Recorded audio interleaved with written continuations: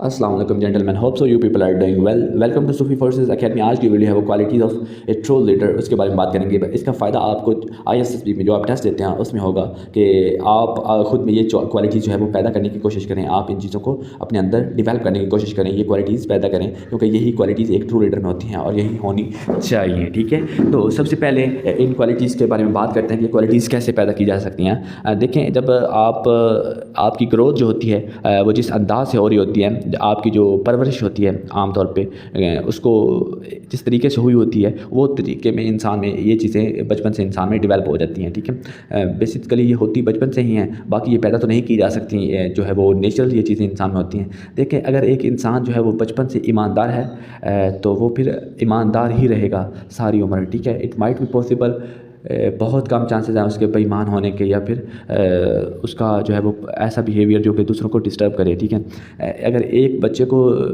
शुरू से किसी बात में प्रॉब्लम आ रही है, उसको जब प्रेशराइज होता है तो वो फिर एक प्रॉब्लम को टैकल करने की कैपेबिलिटी नहीं रखता, तो फिर वो बड़ा होकर भी यही करेगा। अगर उसको कुछ सिखा भी दिया जाएगा तो वो भी ऐसे ही रहेगा। देखिए, ये क्वालिटीज़ जो होती हैं इंसान में होनी चाहिए, ये इंसान में जो है वो पैदा नहीं की जा सकती। ठीक है, ना ही वो आपको ट्रेनिंग सेंटर में या PMA में या ये कहीं और भी जो ट्रेनिंग सेंटर्स होते हैं, असगर खान अकेडमी में या फिर पाकिस्तान नेवल अकेडमी में, ये चीज़ें आपको डिवेलप नहीं की जा सकती, ये आप इंसान में नेचुरली होती हैं।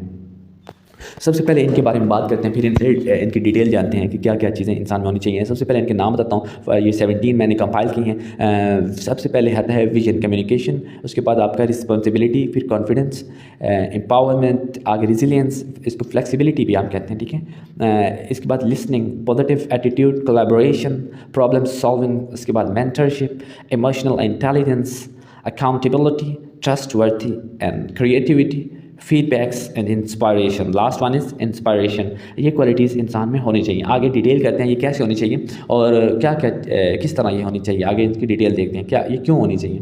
आगे आता है vision. True leader has a clear vision और for his country and want to do something for its people and country. उसका एक पक्का विजन होता है, क्लियर इरादा होता है। ठीक है, एक ट्रू लीडर का पक्का इरादा होता है, उसकी वो अपने जो है मुल्क के लिए, अपने मुल्क के लोगों के लिए कुछ करना चाहता होता है। इसके बाद आता है communication. Effective communication skills helps leader to convey their vision and idea. देखें, एक जब ट्रू लीडर में कम्युनिकेशन होगी, गुड कम्युनिकेशन होगी, इफेक्टिव कम्युनिकेशन होगी, ये स्किल होगी, तो फिर वो एक लीडर जो होता है उसका आइडिया जो होता है या फिर उसका विजन होता है वो उसको कन्वे करने में उसको हेल्प मिलेगी। जो है सब उसकी बात का यकीन करेंगे जब उसकी अच्छी कम्युनिकेशन होगा, अच्छी कम्युनिकेशन वो कर सकेगा। ठीक है, इसके बाद है responsibility. True leader is always responsible. वो अपनी जो है वो जिम्मेदारी को कबूल करता है, अपनी जिम्मेदारी लेता है, अपने ऊपर लेता है। वो ये नहीं कि उसको रिस्पॉन्सिबिलिटी दे देती है कि ये टास्क आपने परफॉर्म करना है, तो वो दूसरों पे डिपेंड करे, दूसरों को बोले कि आपने ये टास्क करना है, किसी सिपाही को बोल दे या फिर किसी जूनियर को बोल दे, दैट्स नॉट फेयर। ठीक है, ये उसकी रिस्पॉन्सिबिलिटी में नहीं आएगा। वो खुद जो इसको रिस्पॉन्सिबिलिटी दे वो उसका खुद जिम्मेदार हो। इसके बाद आता है confidence. True leader demonstrate self assurance. वो अपने आप में ये कॉन्फिडेंस रखता होता है, उसमें ये चीज़ मौजूद होती है कि वो अपने आप को अश्योर कर सके, किसी चीज़ पर रजामंद कर सके। Inspiring and motivation in team. वो अपनी टीम को इंस्पायर कर सके, मोटिवेट कर सके, मोटिवेशन दे सकते जब ज़रूरत। देखें, मोटिवेशन एक ऐसी चीज़ है जो कि लीडर में होना बहुत ज़रूरी है। जब एक लीडर में मोटिवेशंस नहीं होती, वो अपनी टीम को मोटिवेट नहीं कर सकता, खुद को मोटिवेट नहीं कर सकता, तो वो फिर लीडर नहीं हुआ। वो काफ़ी अपनी ज़िंदगी के या फिर अपनी ज़िंदगी के जितने भी चैलेंजेस आएंगे उसमें मार खाएगा, वो इससे नुकसान उठाएगा। ठीक है, उसको फेलियर का सामना करना पड़ेगा। इसके बाद आता है एम्पावरमेंट।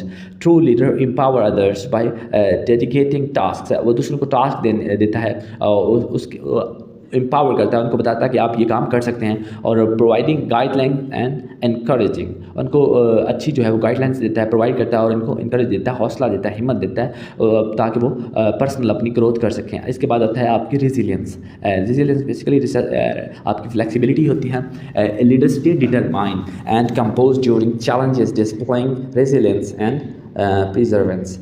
वो तो उसमें ये फ्लेक्सिबिलिटी होती है कि वो जब भी चैलेंजेस आते हैं तो उनको परफॉर्म करने की कैपेबिलिटी रखता है। वो नहीं देखता कि मौसम की सूरत हाल क्या है, वो यानी कि बहाने वगैरह नहीं बनाता, वो हर चीज़ को अच्छे से परफॉर्म करने की कैपेबिलिटी रखता है। इसके बाद है लिसनिंग्स। एक ट्रू लीडर में वो लिसनिंग्स क्वालिटीज़ भी होनी चाहिए। एक true leader listens actively to others and valuing their opinions and feedbacks.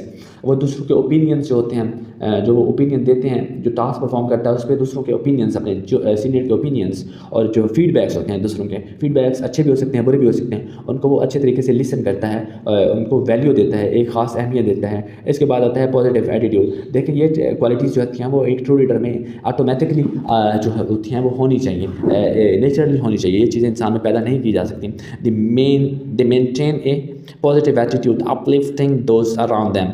दूसरों को जो है वो ऊपर उठाने के लिए पॉजिटिव एटीट्यूड एक लीडर का होना बहुत ज़रूरी है, क्योंकि वो इस बात को इंश्योर करते हैं कि वो सीरियस हों। ये नहीं कि वो जो है खुद डिटरमाइंड ना हो, सीरियस ना हो, बिहेवियर ऐसा शो करें कि जो कि अनडिटरमाइंड हो या फिर पॉजिटिव ना हो, नेगेटिव बिहेवियर हो, तो फिर वो उसकी टीम के लिए और उसके लिए बहुत नुकसानदेह। इसके बाद आता है collaboration. Leader encourage team work. वो जो टीम के साथ काम करने का जो होता है वो हौसला देता है, इसकी हिम्मत पैदा करता है खुद में और टीम में भी। And foster a collaboration environment for the achieving common goals. जो उनकी जो गोल होता है, जो मकसद होता है, उसको हासिल करने के लिए वो मिल के काम करते हैं, कोलैबोरेशन के साथ काम करते हैं, आपस में कोऑपरेटिव्स होते हैं, ठीक है, आपस में भी और साथ में अपनी टीम के साथ भी, ठीक है। इसके बाद है problem solving skills. The leader approaches to the challenge solution oriented mindset in seeking innovative way to overcome obstacles. उसकी ज़िंदगी में जितने भी वो मुश्किलात आती हैं, मुश्किलें आती हैं, या फिर आप कह सकते हैं ऑब्स्टिकल्स आती हैं,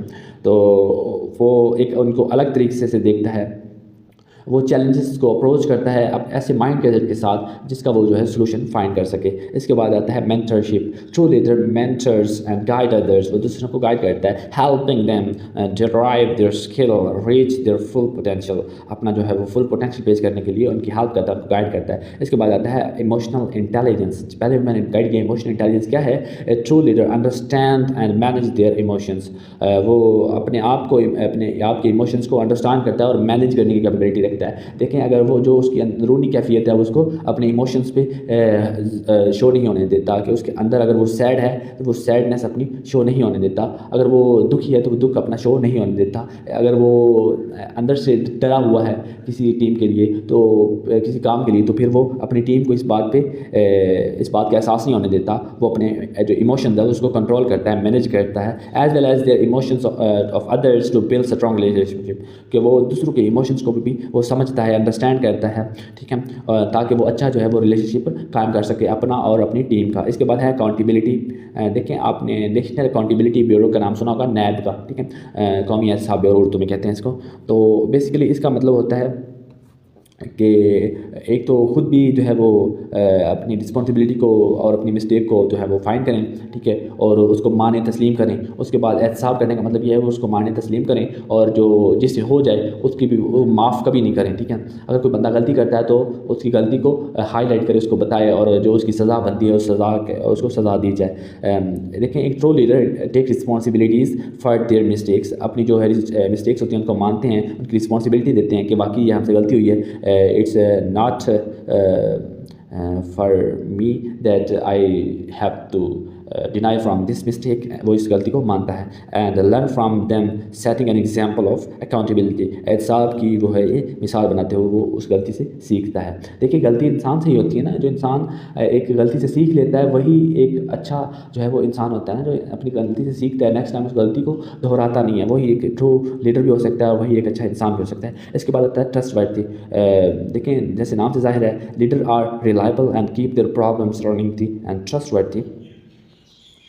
सॉरी फॉर डिस्टर्बेंस। ट्रस्टवर्दी फिर हम ट्रस्टवर्दी ऑफ देयर टीम। अपने टीम पर वो जो प्रॉब्लम्स होते हैं, जो मुश्किलात होती हैं, और उन पर वो खुद पे और अपनी टीम को इस बात पे भरोसा दिलवाता है, इस पे इंश्योर करता है, तो इनको यकीन हो कि हम ये काम कर सकते हैं, ये मुश्किल काम नहीं है, ठीक है। वो जो अपनी टीम के साथ वादा करता है उस वादे पे पूरा उतरता है। ये नहीं कि जो वादा करे उसकी वादा खिलाफी करे, वो उस बात को इंश्योर करता है कि वो अपनी टीम के साथ वादा किया है उसको पूरा करे। आगे है creativity. Leader think outside the box and make new ways to solve the problems.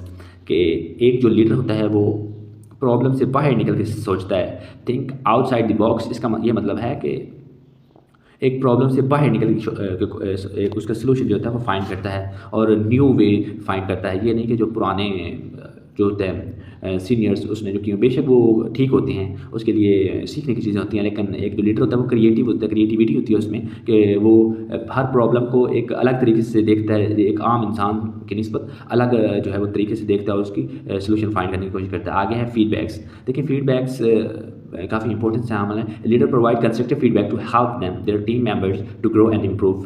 देखिए जब किसी मिशन से आते हैं तो ज़ाहिर सी बात है, एक जो है मिशन है उसका जो सीनियर होता है वो मेजर साहब हैं या कैप्टन साहब हैं, तो फिर वो अपनी टीम मेंबर्स को बताते हैं कि आपने ये मिस्टेक्स की हैं, आपने ये जो है वो अच्छा काम किया है, ये आपने बुरा काम किया है, ये इसने आपकी परफॉर्मेंस जो है डल रही है, इसने आपकी परफॉर्मेंस ग्रेट रही है, जो वो इसलिए बताते हैं ताकि वो ग्रो कर सकें, वो बढ़ सके, अपने आप को उन गलतियों के बारे में सीख सकें। लेकिन जब एक बंदे को अपनी गलती के बारे में पता ही नहीं चलेगा अपने सीनियर से, तो वो फिर कैसे कर सकेगा अपनी गलती का एहतसाब या फिर अपनी गलती के बारे में कैसे जान सकेगा। तो इस तरह वो जो है वो एक लीडर होता है वो फीडबैक रखता होता है जब वो कोई चीज़ को ऑब्जर्व करता है, ठीक है, और वो दूसरों को इम्प्रूव करने की वो कोशिश करता है कि दूसरे इम्प्रूव करें इसको। आगे इंस्पायरेशन मोटिवेशंस होती हैं, वो तो they inspire and motivate others through their words and action and positive energy.